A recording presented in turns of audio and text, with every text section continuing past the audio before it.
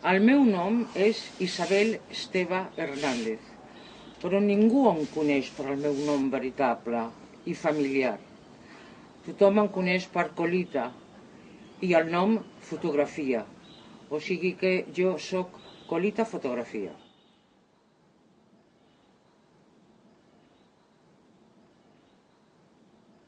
Jo vaig començar a fer fotografies més o menys a l'edat que teniu vosaltres, als 15-16 anys.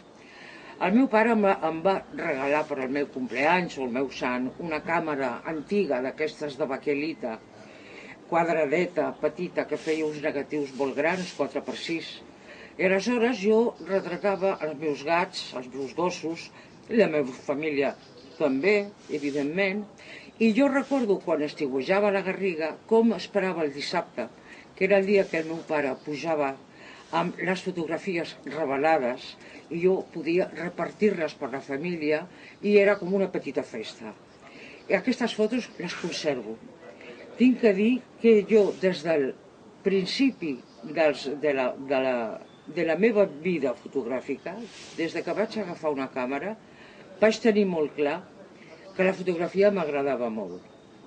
El que no sabia és que seria la meva vida i seria la meva professió. Des de molt joveneta jo vaig conèixer a l'Oriol Maspols, al Xavier Miseracs, al Català Roca. Però no perquè m'interessessi exactament la fotografia, sinó que els vaig conèixer d'una manera accidental, eren amics meus, sortíem junts, anàvem a sopar a la Mariona, etc. I jo, a poc, em vaig fer cada vegada més propera a la fotografia, perquè vaig aprendre a mirar, que és el més important que té que tenir un fotògraf, és la mirada. Jo vaig començar a treballar en ple franquisme, als anys 60.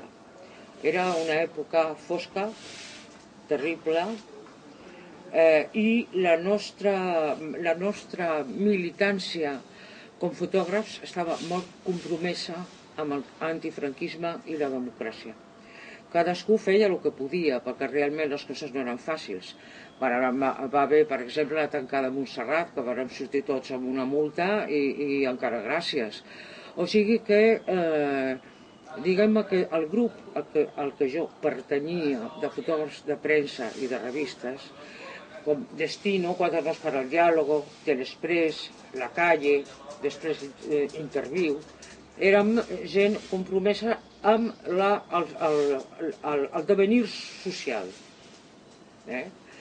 Aleshores, doncs, també hi havia fotògrafs que jugaven amb el moviment franquista, que treballaven amb els medis, diguem-ne, feixistes, i que, per exemple, varen ser alguns d'ells els que varen impedir que el Centelles, el gran fotògraf Centelles, poguessi treballar al carrer. I es va tenir que quedar tancat al seu estudi retratant motocicletes i bodegons. Vull dir que en tots els sitios cuecen habas, que diuen. Nosaltres som periodistes i reflectim la realitat, no som artistes. El fet que després les nostres fotografies apareguin en exposicions o es venguin a col·leccions és per l'interès que té, en tot cas, el reflectir la història que nosaltres hem reflectit. Hem estat presents i hem fotografiat el que nosaltres hem vist. Hem parlat de l'actitud del fotògraf davant de la realitat i del bombardeig terrible d'imatges que hi ha ara, de vídeos, de televisions, d'experiments visuals, de jo què sé. Vull dir, quina actitud té que tenir el fotògraf davant d'aquesta avalanxa d'imatges? Doncs, primer de tot, saber exactament què vol, què és el que vol ensenyar, què és el que vol demostrar, i tenir la personalitat suficient com per no deixar-se arrossegar per les modes. O sigui, tindria que mirar el seu entorn i a partir del seu entorn decidir exactament què és el que vol expressar. O sigui, en realitat, el que té que tenir un fotògraf és personalitat.